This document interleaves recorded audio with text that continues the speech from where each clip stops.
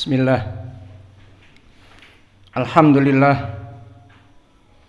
Wassalatu wassalamu ala Rasulillah wa ala alihi wa sahbihi wa man walah. Wa ashhadu an la ilaha illallah wahdahu la syarikalah. Wa ashhadu anna Muhammadan abduhu wa rasuluh. Amma ba'd. Alhamdulillah, fi hadzal yaum, yaumus sabt,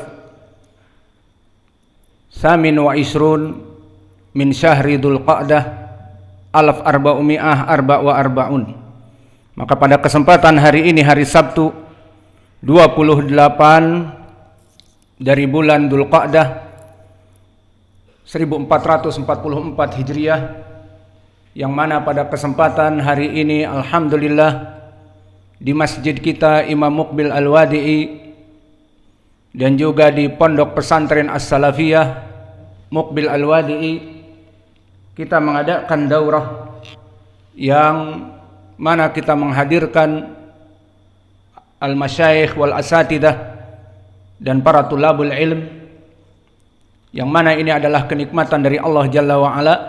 Adapun ba'dal fajr ini tidak termasuk dari jadwal, namun kita biasa memberikan kajian kepada para santri sehingga tidak dengan adanya daurah ini kemudian terstagnasi dari menuntut ilmu. Maka menuntut ilmu adalah perkara yang agung bagi kita, ibadah yang paling primer. Maka pembahasan kita seperti biasa ba'dal fajr adalah tatbiq atau aplikasi ataupun penerapan dari surat Al-Lail. Aplikasi dari apa? Dari ilmi tajwid dan dari ilmi qiraah sab'ah dan juga dari i'rab. Maka pada kesempatan hari ini kita masuk kepada ayat yang ke-14. Yaqulu ta'ala fi kitabihil karim, a'udzu billahi minasy syaithanir rajim min hamzihi wa nafthihi wa nafsihi. Fa'andartukum naran talazza, fa'andartukum naran talazza. Maka di dalam ayat ke-14 dari surat Al-Lail, yang mana yang dibaca oleh pembicara tadi adalah qiraah dari Hafiz an Asim, dan perlu ditambih tadi kita membaca surat Al-Fatihah di salat Al-Fajr tadi qiraah Ruwais an Ya'qub Al-Hadrami, yang mungkin antum dengar berbeda. Dan juga di surat Sabihisma kita membaca dari qiraah Ad-Duri anil Kisai. Dan juga di surat Ad-Duha kita membaca riwayat Warsh an-Nafi'. Maka melaksanakan pembacaan dengan qiraah bagi pondok pesantren yang memang diajar padanya qiraah, dan semua santri dan tamu yang ikut sholat dari awam dengan kita sudah memahami itu semua, itu bukan fitnah. Karena permasalahan qiraah itulah yang dulu diturunkan kepada Nabi Muhammad sallallahu alaihi wa ala alihi wasallam.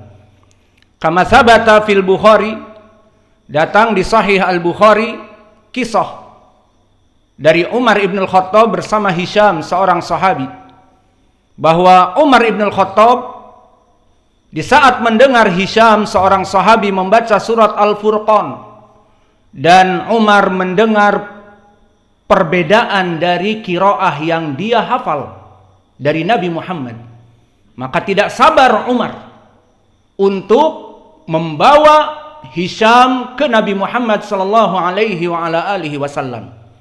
Maka setelah selesai dari salatnya, dibawa kepada Nabi.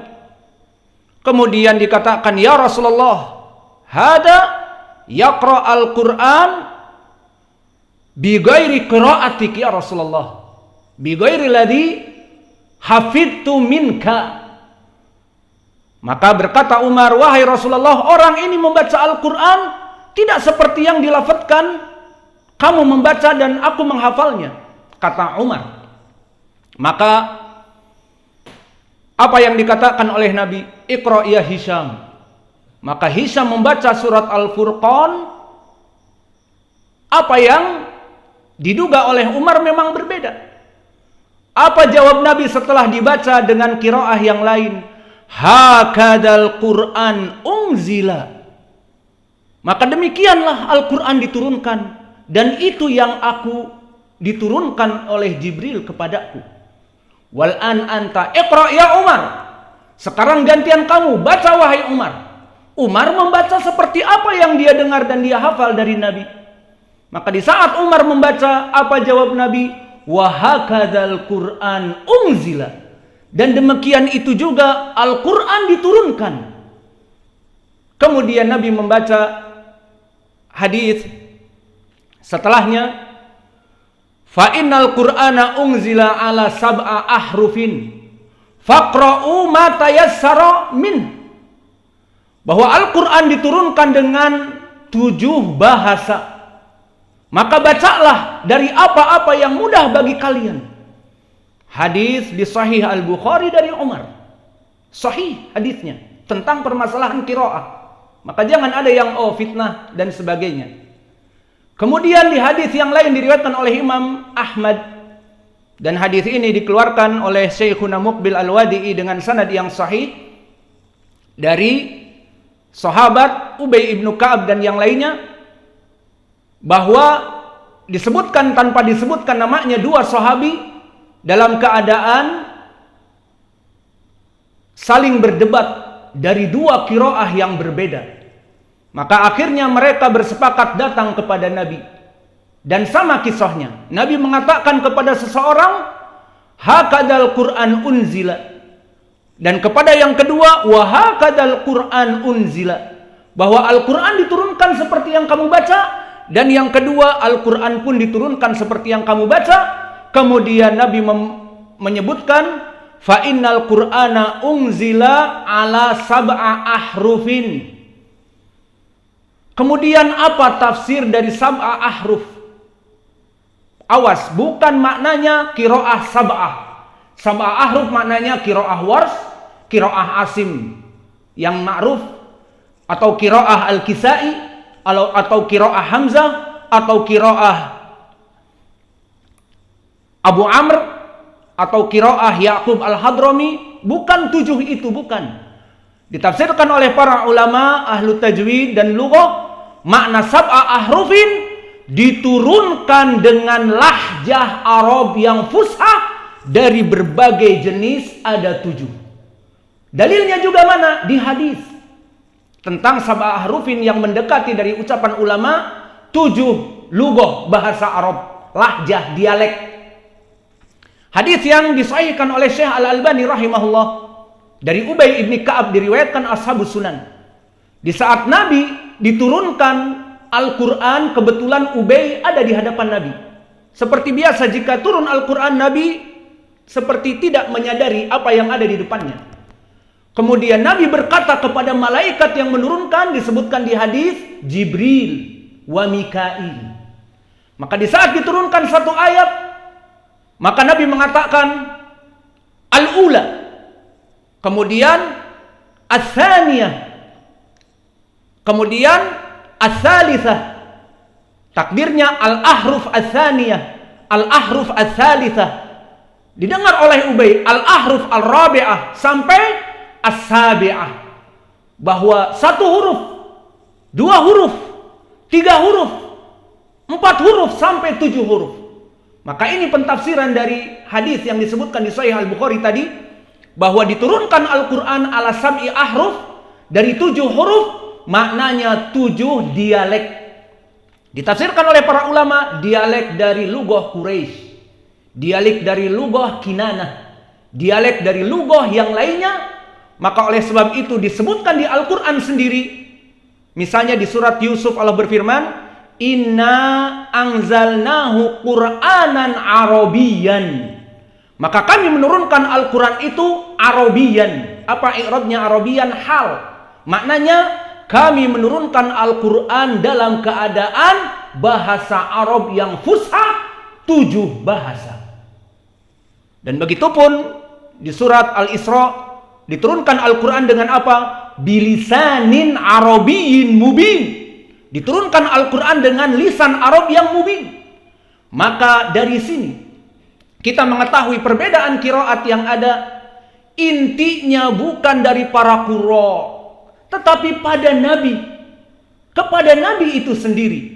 Sehingga di saat terjadi ikhtilaf di kalangan para sahabat, Umar dengan Hisham, dan di hadis Imam Ahmad 2 sahabat juga, semua mengadu kepada Nabi. Nabi mengatakan, demikian Al-Quran diturunkan seperti fulan membaca, demikian pula Al-Quran diturunkan seperti dibaca oleh fulan. Maknanya semua qiraah benar dengan catatan dan syarat silsilah kepada nabinya benar, dan Umar mendengar dari Nabi berarti benar. Hisham mendengar dari Nabi berarti benar. Qiraahnya Ubay ibnu Ka'ab, qura'nya zaman sahabat, benar karena mendengar dari Nabi. Kembali kepada permasalahan Asim. Dari antum yang hafal sekarang, hafaz an Asim. Bagaimana sanadnya? Benar. Karena Asim ibnu Bahdalah seorang tabi'i shagir meriwayatkan dari gurunya, dan dari gurunya kembali kepada Ibnu Mas'ud, dan Ibnu Mas'ud kembali kepada Ubay ibnu Ka'ab, dan Ubay kembali kepada Nabi. Dan begitupun qiraah waras an Nafi'. Maka Nafi' mendengar dari gurunya dan kembali kepada sahabat Abu Musa al-Ash'ari, dan juga kembali kepada sahabat Abdullah ibnu Mas'ud, dan kembali kepada Umar, diantaranya kembali kepada Nabi. Semua dari qiraah sab'ah telah ada sanad yang mutawatir bahwa kembali kepada Nabi. Maka jika kita membaca qiraah, contohnya tadi wadduha, qiraah siapa? Hafaz an Asim. Bersambung sanadnya? Iya. Ya sudah benar.